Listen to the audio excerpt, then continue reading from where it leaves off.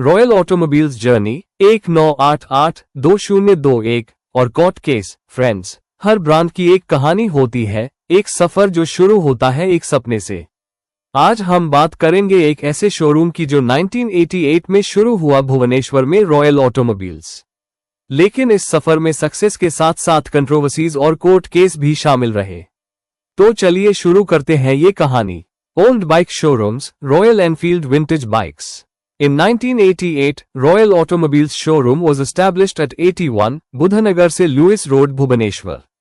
उस वक्त royal Enfield एक स्ट्रगलिंग ब्रांड था इंडिया में, और बुलेट मोटरसाइकिल्स सिर्फ एक नीचे ऑडियंस को अट्रैक्ट करती थी।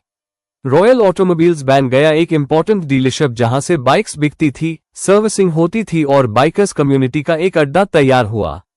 10 नो बुलेट से लेकर 200 नो तक to give better crevice costumes satisfaction और कॉस्ट्यूम्स का साथ friendly roads filled with bikes, youth riding bullets. 2000 के बाद रॉयल एनफील्ड का गोल्डन ईरा शुरू हुआ। बाइक्स जैसे बुलेट 350, थंडरबर्ड और क्लासिक सीरीज ने यंग जनरेशन को अट्रैक्ट करना शुरू किया। रॉयल ऑटोमोबाइल्स खुद का ब्रांड भी इस ग्रोथ का एक हिस्सा बना। कस्टमर्स शोरूम में भरने लगे और डीलरशिप ने अपनी इमेज एक ट्रस्टेड नेम के रूप में बनाए। Royal automobiles showrooms, bike delivery celebrations. 2010 बाद नया डीलरशिप लेने के लिए नए आदमी आ पैसा कमाने के लिए और नए स्टाफ भी RL रविचंद्रन सजी खोई। 2010 डेकेड में रॉयल एनफील्ड एक कल्ट ब्रांड बन गया। हर कॉलेज स्टूडेंट और बाइकर रॉयल एनफील्ड राइड करना चाहता था। रॉयल ऑटोमोबाइल्स ने हजारों बाइक्स डिलीवर की और उनके नाम से एक स्ट्रॉन्ग लेगेसी क्रिएट हुई। श्री पुराने 90 एनफील्ड इंडिया की वजह से उसका बाद एक एक करके पुराने डीलरशिप को हट गया। लेकिन दोस्तों, कहानी यहीं खत्म नहीं होती। Courtroom, angry customers, legal papers. 2021 में एक रॉयल ऑटोमोबाइल्स का customer relationship manager Shipra Ray Royal Automobiles के स्टाफ की हिसाबकी से कंपनी ऑफिशियल्स के अगेंस्ट सीरियस एलिगेशंस लगाए।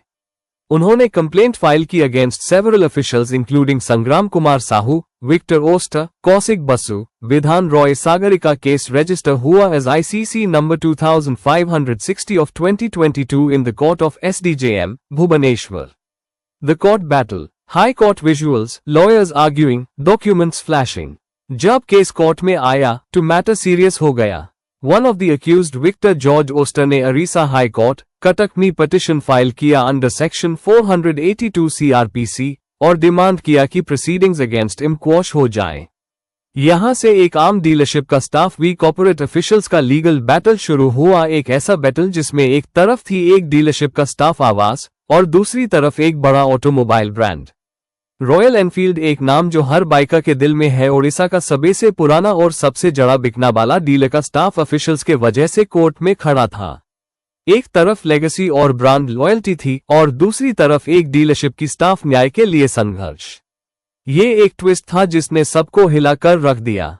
1988 से लेकर 2021 तक रॉयल ऑटोमोबाइल्स ने एक सफर तय किया बाइक्स, ड्रीम्स और बाइकर्स की कहानियों के साथ। लेकिन एक पॉपुलर डीलरशिप को हम्यूलेट और मार्केट में बदनाम करेना साजिश और भारत बैंक का समय में डिजिटल सिग्नेचर ऑडिटर से लेना और स्टाफ को परेशानी करना और फाइनेंशियल इंट्यूशंस को माना करना, स्टाफ उच्च अधिकारी का ना सुनना का केस हमें याद दिलाता है कि ब्रांड की स्ट्रेंथ के साथ रिस्पॉन्सिबिलिटी भी आती है। आज भी ये केस एक मिसाल है कि एक आम फ्लैट सवाल यह है, क्या जस्टिस मिलेगा शिप्रा रे को और डीलरशिप को, या कंपनी ऑफिशियल्स अपनी बात प्रूव करेंगे? ये फैसला अभी भी कोर्ट के हाथों में है। फ्रेंड्स, आपको क्या लगता है? Can a common customer really win against such powerful brands? Comment करके अपना ओपिनियन बताएं। और आज भी हर कोई कस्टमर रॉयल ऑटोमोबाइल्स का सर्विस को और फ्रेंडली रिलेशनशिप को याद करते हैं और पूछते हैं कि अगर रॉयल ऑटोमोबाइल्स खुद एक ब्रांड है तो बाकी सारे नया डील्स का क्या होगा।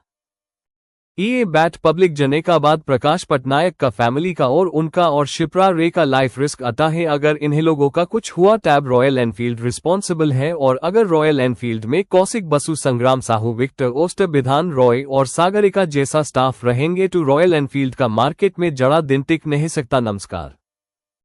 अगर आप लोगों को अच्छा लगा तो फॉलो, लाइक और शेयर कीजिए। एक आम लोगों का कहानी भरपूर से लाइक, फॉलो और शेयर और सब्सक्राइब कीजिए। नमस्कार।